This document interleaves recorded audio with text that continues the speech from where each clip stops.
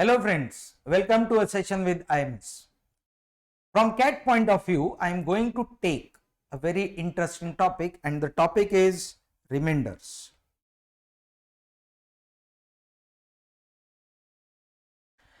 I am sure all of you know how to find out remainder when I say that one number is divided by another number, right? Suppose I say 17 divided by 8. We know that remainder is going to be 1, right? Now I can add some more numbers to 17, and then suppose I want to find out the remainder. Suppose I say 17 plus 19 divided by 8. It is still manageable because I can quickly add 19 and 17, that becomes 36, and when 36 divided by 8 I get a remainder of 4. What if I write a large number of numbers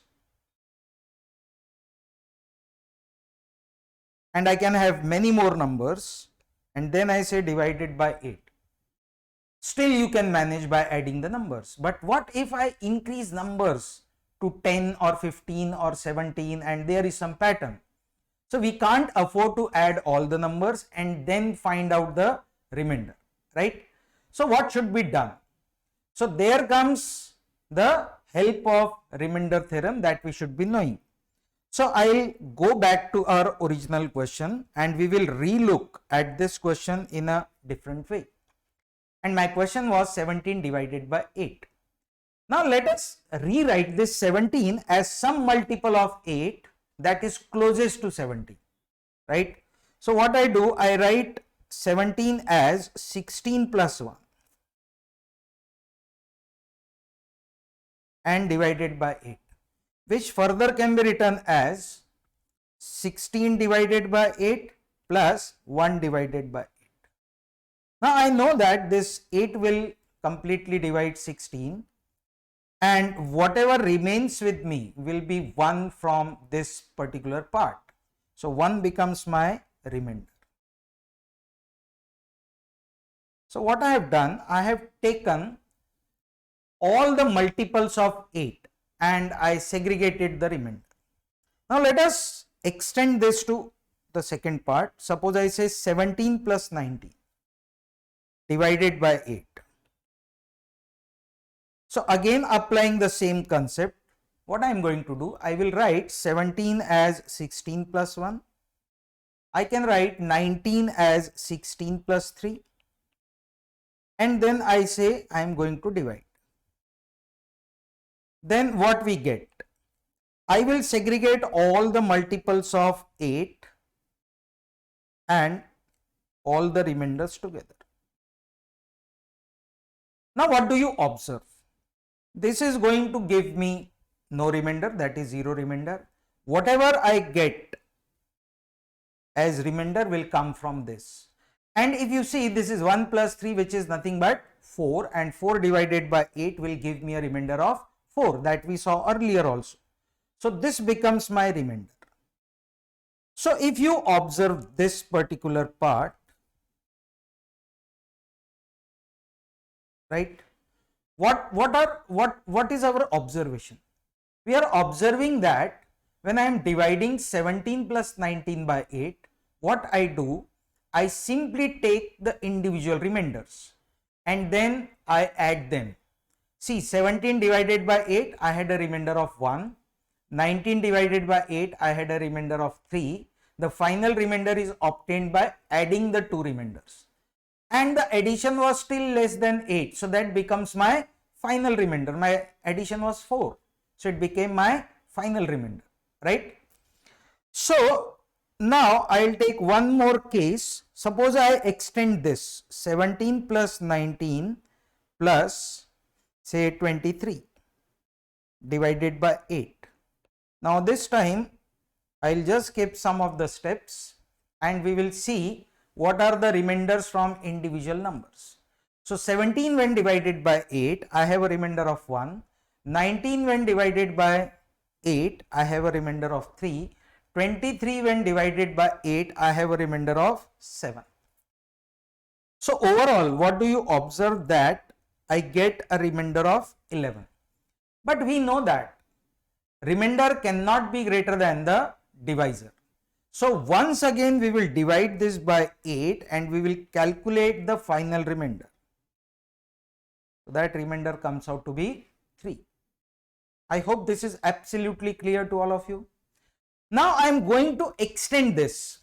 If some of the numbers are having negative sign, for example, if I say that 17 plus 19 plus 23 minus 34 divided by 8, right? So what we are supposed to do? We will carry out the operations in a similar manner, except that wherever there is a negative sign, we will write a negative in remainders also. For example, it will be 1 plus 3 plus 7 minus 2, that will give me a 9. And I know that 9 is greater than 8, so it will divide 9 once again and I get a remainder of 1. I hope this is clear to everyone. So this is about when we are going to add some numbers. Now, what if I have some numbers in pattern? For example, I give you some numbers like this, 8 plus 9 plus 10 and so on, and say up to 31. This addition is divided by 8. Now those who know the concept of arithmetic progression, they can easily find out the answer. But right now we are going to apply the concept that we have just learned. So if you look at the remainder, the individual remainders, when every number is divided by 8, what do I find? It will be 0, then this will have a remainder of 1, this will have a remainder of 2, and so on when you come to 15 and then a 16. At 15 you will have a remainder of 7, and for 16 you will again have a remainder of 0. Means there is a pattern. So what do you see that from 0 to 7 again I will have one group from 0 to 7. So each group is having 8 elements. There will be further 8 elements. Now 8 to 31 we are having a total of 24 numbers. So there will be 3 such groups of 0 to 7. So again it becomes 8 elements. I hope this is clear. Now what I am going to do, every group is going to give me the same sum. So what I do, I add from 1 to 7 because anyway 0 is not going to add anything. So 1 to 7 will give me n into n plus 1 by 2. The reason sum of the first n natural number is given by n into n plus 1 by 2. So I am adding 1 to 7. So it will be 7 into 8 divided by 2. So that gives me 28. And I am having this 28 3 times because there are 3 groups. So 28 into 3 will give me 84. So this is my remainder. But I know that this remainder is greater than 8. So I will again divide this by 8 as we have been doing in our previous questions where there were smaller number of numbers.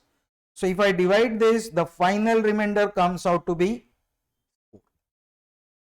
So this is about the remainders when we are having numbers in addition or subtraction, right? So thanks a lot for watching the video. Bye bye.